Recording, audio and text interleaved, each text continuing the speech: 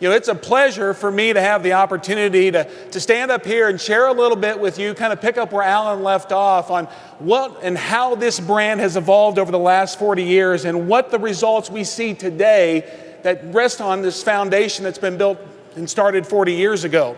And also maybe share with you a little bit of how your efforts through this brand have impacted this industry. And then finally, maybe just share with you a real brief focus of what the next 40 years is going to hold for certified Angus beef based on what the priority is going to be for this brand to assure a successful future that builds off of this successful past that we enjoy.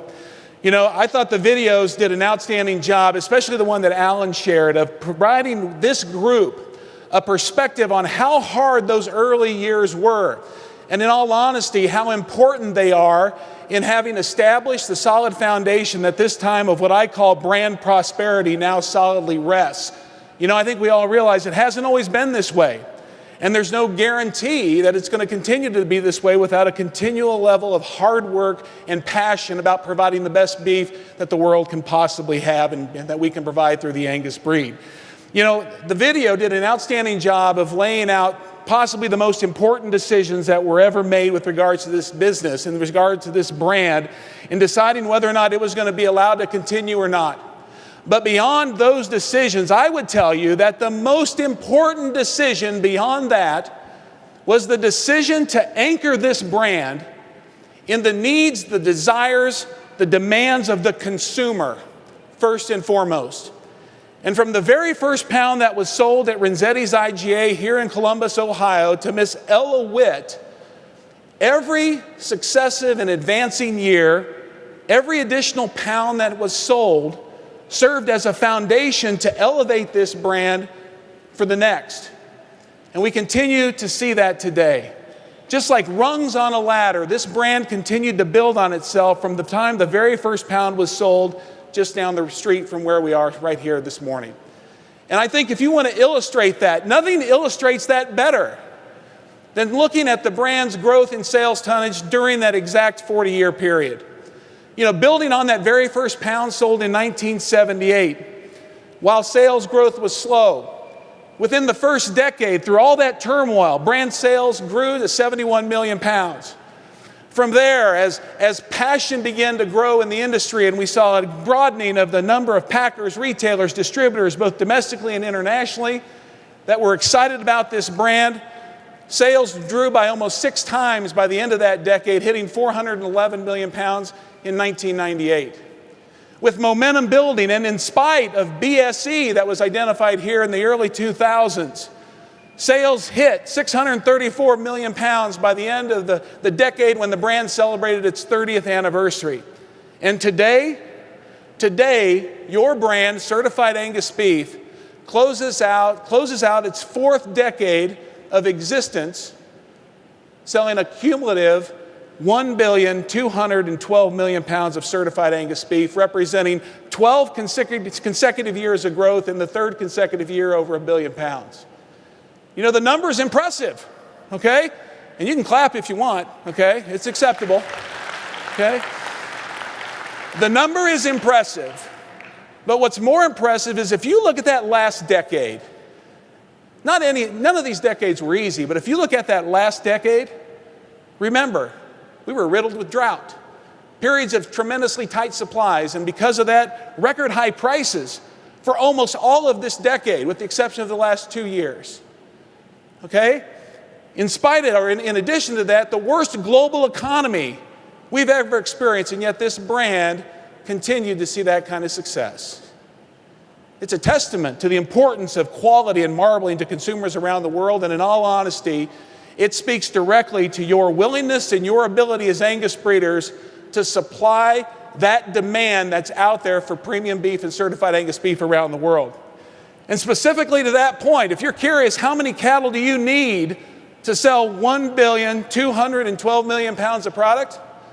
Well, this last year, we saw a 14% increase in certified head counts, and we certified 5.18 million carcasses this year. That's almost 100,000 carcasses a week. And when you look at how that has changed over the course of time, just go back about 10 years to 12 years, And you can see that at that period, we were certifying merely 2 million cattle a year. 2 million cattle a year, and today we're doing 100,000 a week. And while growth in the cow herd and so forth has had some impact on that, the truth be known, this improvement in supply that feeds this brand, that feeds consumer demand, it has come about because of the intentional efforts that you as Angus breeders and your customers as commercial producers have put towards making these cattle better, allowing them to target the certified Angus beef brand specs today more effectively than ever before. If you look at where we're at today, a third of all Angus cattle that go to licensed packing plants are good enough to hit the brand's 10 science-based specifications. And to quantify the improvement that's been made, look back in 2006. In 2006, only 14% of Angus influenced cattle met the brand's 10 scientific-based standards for quality. I can't show you much more that really pinpoints the focused effort, the intentional effort that you as Angus breeders have had on changing this business. But I tell you, it's not just about what goes on in the Angus industry. As leaders in the industry of beef overall, it's important that we look at how this brand over 40 years has perhaps influenced the industry. Okay, and while I want to focus on just the last 10 years, because I think it sends a very specific message about how this brand, tied to consumers, has influenced an entire industry, not just the Angus business. If you go back to 2008, based on certified head counts, certified Angus beef represented less than 10% of the entire fed beef industry. At the same point, that same year, USDA Select represented over a third of all fed cattle harvested graded Select, while only 9.2 met the certified Angus beef standards. You all know generation turnover in the beef industry comes slow at times. But when you look at just this 10-year period, today, as we close the books on our fiscal year, here just in October, 18.5% of all fed cattle in inventory certified into the certified Angus beef brand. And while that's impressive, look at what USDA Select has done, now dropping below certified Angus beef volumes to 17.5%. Folks, as we talk about 40 years of the certified Angus beef brand, I would hold that stat alone right there, that dramatic shift, while it only is a reflection of the last 10 years, it's the culmination of 40 years of intentional improvement in Angus genetics, aligned with consumer demand. I would argue that stat right there, that trend that you just saw, might be the crown jewel of validation of how the brand community, from farmer and rancher to consumer, has changed an entire industry over the period of this time that this brand's been around. And in doing so, we've aligned the beef business more closer to the needs and desires of consumers, and along the way have created, in all honesty, a more sustainable future for all of us and those that use your genetics. I think that's pretty darn impressive. And you're going to see that slide probably more as you go through this weekend. You know, Alan did a nice job about talking about how long it took for certified Angus beef to create that first economic incentive. You know, and we ask ourselves, why did that transition from a commodity mindset in the beef business to a quality mindset take place? And it took place because the brand served as a conduit to connect the consumers willing to pay with the producers' willingness to focus on that demand and to target the needs of those consumers for quality. It took 9 years before the first incentive was ever even recognized, as Alan pointed out. Okay, for certified Angus beef today, packers pay $1.4 billion, or it'd be nice if it was billion, wouldn't it? I'm so used to saying billion. $1.4 million a week. $1.4 million a week packers pay in the form of certified Angus beef premiums back to producers. And where's that come from? That $1.4 million a week originates with consumers that demand our product. The pull-through demand that they create incentivizes retailers and distributors to pay more for certified Angus beef. Those distributors and retailers, they pay more to the packer for the product that meets our brand specifications, and the packer pays more to cattle feeders who have the cattle that can target this brand. And that continues right down through to the producer, as feeders pay more for Angus influenced feeder cattle that can target certified Angus beef. And ultimately, specifically to this audience, this is the process and the pull-through demand that feeds the value and increasing demand for registered Angus bulls.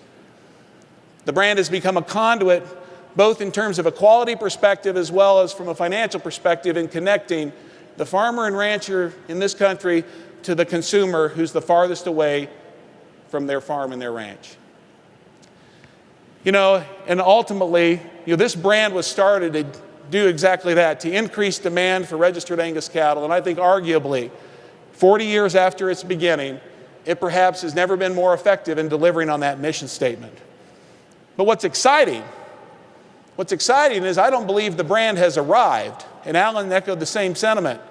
The brand hasn't arrived. We've just reached a 40-year milestone. There's more to capture. There's more to accomplish. There's more demand to build. There's more pull-through in dollars to feed back into production agriculture.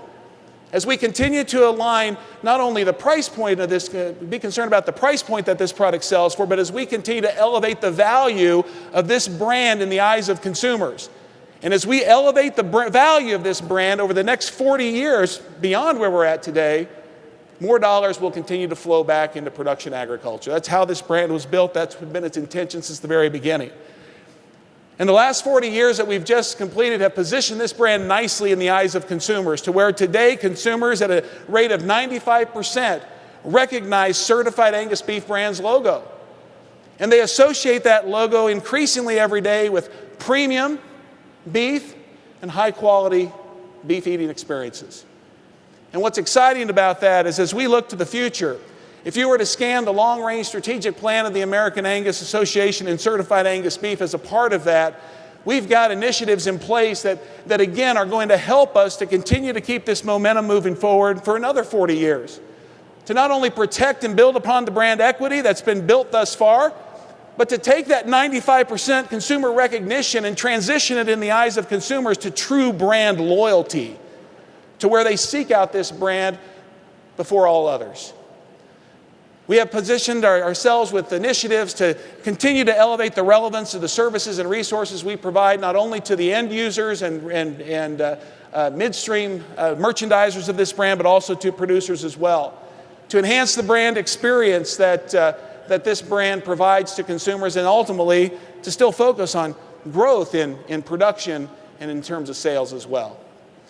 But to spare you the details of what's going to drive this brand forward for the next 40 years, I would tell you it comes down to realizing 3 scary facts and then centering back on one core reality. The scary facts are moving forward from where we are today, and these are things that we've had shared with us from others, but also the things that we've experienced ourselves. The first scary fact is you have to have a premium product to compete in the eyes of the consumer and to win in branded beef. But as it says there, simply having the best product isn't enough to win, or at least to guarantee that you're going to win.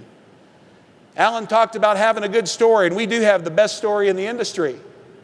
And we're going to continue to tell it on your behalf, but simply having the best story isn't enough to win either.